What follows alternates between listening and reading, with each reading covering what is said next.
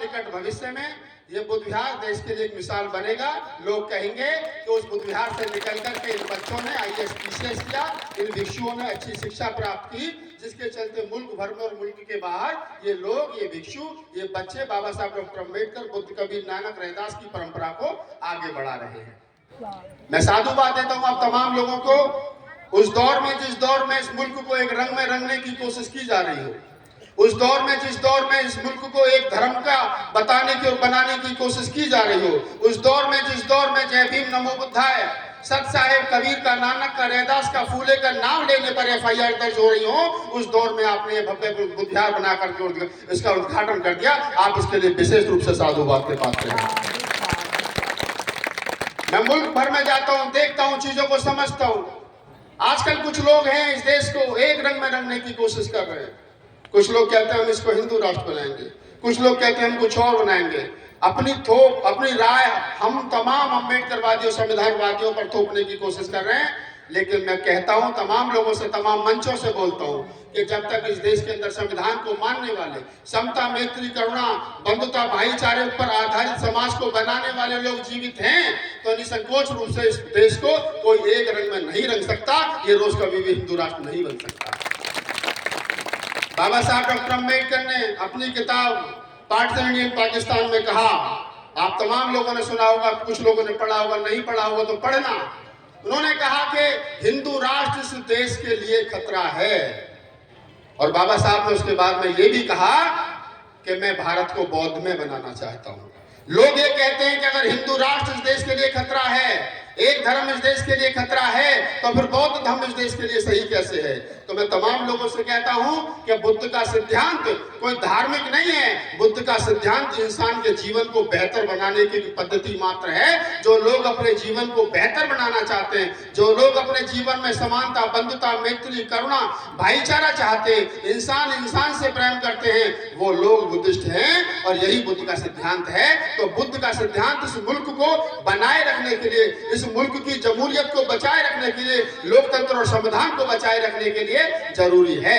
इसलिए मैं समझता हूं कि वर्तमान दौर में जो लोग इस देश को एक रंग में रंगना चाहते हैं, अगर इस देश को एक रंग में रंगने से बचाना है, इस देश के अंदर बुद्ध, कबीर, नानक, रैदास, फूले साहू जी महाराज की परंपरा को जीवित रखना है, अगर बाबा साहब डॉक्टर अम्बेडकर द्वारा लिखे हुए संविधान को जीवित रखना है, तो हम लोगों को संकल्प लेना पड़ेगा कि हम लोगों को इस देश को बुद्ध के विचार की तरफ ले जाना पड़ेगा, क्योंकि इसके अलावा कोई दूसरा रास्ता है नहीं कि जो हम देश के लोकतंत्र को बचा सके।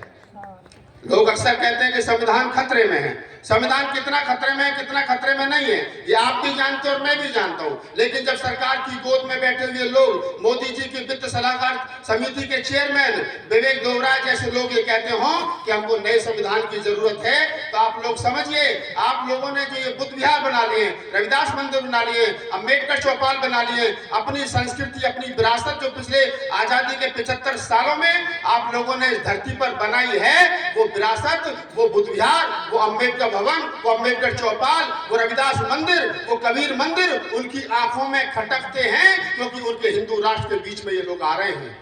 उनके हिंदू राष्ट्र के बीच में अम्बेडकर की विचारधारा आ रही है, उनके हिंदू राष्ट्र के बीच में कबीर की विचारधारा आ रही है, उनके हिंदू राष्ट्र के बीच में बुद्ध की विचारधारा आ रही है, उनके हिंदू राष्ट्र के बीच में वो तमाम हमारे पुरखों की विचारधारा आ रही है जो देश में अंतर, समानता और बंधुता की बात करते थे। अगर आज वो ये कहते हैं कि हमको इस देश के संविधान को बदल देना चाहिए, तो संविधान को बदल करके वो क्या लागू करना चाहते हैं? जिस दिन विवेक दोबराय का ये बयान आया, मैंने तमाम टीवी चैनलों पर एक बार बड़ी जिम्मेदारी के साथ उठाई और आज भी कह रहा हूं आप लोगों से, जब भी कोई इंसान, जब भी कोई आदमी, जब भी कोई भगवाधारी इस देश के संविधान को बदलने की बात कहे, तो उससे पूछना, उसकी आंख में आंख डाल करके पूछना, उससे पूछना कि देश के संविधान को बदल करके आप क्या लागू करना चाहते हो, क्या लाना चाहते हो? तो उनके मन में, उनके मस्तिष्क में जो चल रहा है, क्या चल रहा है? मनुस्मृति चल रहा है, क्या चल रहा है? रामायण चल रही है। कौन सा धर्म ग्रंथ है? किस धर्म ग्रंथ के आधार पर इस मुल्क को चलाएंगे वो लोग? इस बात का जवाब दें। इस देश के संविधान को बदलने वाले लोग बताएं, भारतीय संविधान के प्रियम्बल में जो हमारे हक हकूक हैं, हमारे अधिकार हैं, उनमें समता की जगह कौन सा शब्द लाएंगे, न्याय की जगह कौन सा शब्द लाएंगे, बंधुता की जगह कौन सा शब्द लाएंगे, लोकतंत्र की जगह कौन सा शब्द लाएंगे? अरे प्रियम्बल में आप छेड़छाड़ कर नहीं सकते, संविधान को आप बदल नहीं सकते, लेकिन फिर भी ये संविधान इन लोगों की नजर में इसलिए खटकता है कि जो 85% समाज, तो देश की आधी आबादी महिलाएं जो हाशिए पर थी, जिनको पानी पीने का अधिकार नहीं था, जिनको रोड पर चलने का अधिकार नहीं था, जिनको शिक्षा का अधिकार नहीं था, आज वो लोग पढ़ लिख करके IAS PCS हो गए। आज वो माताएं बहनें मुख्यमंत्री, प्रधानमंत्री, राष्ट्रपति बन गई। आज हमारे बच्चे पढ़ लिख करके विदेश में नाम रोशन कर रहे हैं। आज जिन बच्चों को, जिस समाज को पढ़ने का अधिकार नहीं था, आज उस समाज के लोग पढ़ा रहे हैं। आज उस समाज के लोग प्रोफेसर हैं। जिस बाबा साहब डॉक्टर अम्बेडकर को स्कूल के बाहर बैठ करके पढ़ने का मौका मिला, और वो भी कठिन परेशानियों के चलते, आज उसी बाबा साहब डॉक्टर अम्बेडकर के वंशज स्कूलों में प्रोफेसर है। वो लक्ष्मण यादव की तरह दहाड़ रहे हैं, रतन लाल की तरह दहाड़ रहे हैं, राहुल नागपाल की तरह दहाड़ रहे हैं, नीरज पटेल की तरह दहाड़ रहे हैं। तो ये दहाड़ उनको बुरी लगती है। वो नहीं चाहते कि उनके बच्चे, बाबा साहब डॉक्टर अम्बेडकर के बच्चे पढ़े लिखे, सूटेड बूटेड हो, इसलिए संविधान उनकी नजर में खटकता है। इसलिए ये लोकतांत्रिक व्यवस्था उनकी नजर में खटकती है। इसलिए बुद्ध का, कबीर का, नानक का, रैदास का सिद्धांत उनकी नजर में खटकता है। और मैं आप तमाम लोगों से कह रहा हूं, मैं एक बात आप लोगों से कहता हूं, आप लोग प्रबुद्ध लोग हो, जो बाबा साहब डॉक्टर अम्बेडकर को, उनके, हमारे अपने पुरखों को पढ़ लेता है, समझ लेता है, उस परंपरा और सिस्टम को समझ लेता है। मैं कहता हूं, ये आपको परेशान कर सकते हैं, ये आपको थका सकते हैं, लेकिन मेरा दावा ये आपको हरा नहीं सकते किसी भी कीमत पर। ये आंधी चल रही है, ये आंधी चल रही है, और अगर इनकी आंधी को कोई रोक सकता है या किसी ने रोक रखा है, तो वो एक विचार है, वो है फूले अम्बेडकरी आंदोलन। ये फूले अम्बेडकरी आंदोलन को जिंदा रखिए। फूले अम्बेडकरी आंदोलन जिंदा रहेगा, बुद्ध का विचार, कबीर का विचार जिंदा रहेगा, तो आपके अधिकारों को, इनकी तो छोड़ो, इनके जो मर गए वो वाले, इनके जो आने वाले वो वाले, कोई नहीं छीन सकता, मेरी गारंटी है। जिन लोगों को राजनीति करनी है वो राजनीति करें, जिनको MP MLA बनना, जो उस दौड़ में शामिल है वो उस दौड़ में रहें। लेकिन मेरे जैसे लोग और आपके जैसे लोग जो राजनीति से दूर, जो इस देश के अंदर सिर्फ फूले अम्बेडकरी आंदोलन को जिंदा रखने के लिए काम कर रहे हैं, अपने ऊपर मुकदमा करवा रहे हैं। मैंने कोई गुनाह नहीं किया, कोई चोरी नहीं की, कोई डाका नहीं डाला, लेकिन देश के अंदर 10 से ज्यादा मुकदमे मेरे ऊपर हैं कि राहुल नागपाल की हानि में ये कह गया था, हरिद्वार में ये कह गया था, पंजाब में ये कह गया था। कोई फर्क नहीं पड़ता, मुकदमों से मत डरना। सरकार इनकी है, मुकदमा करेगी, सरकार दूसरी वाली आएगी, मुकदमे नहीं रहेंगे। सभा किसी का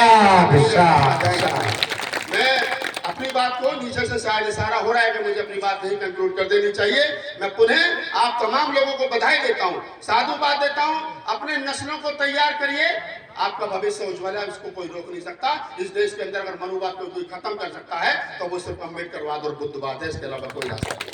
आपने मुझे सुना, बहुत बहुत धन्यवाद, बहुत बहुत साधुवाद। जय भीम, नमो बुद्धाय।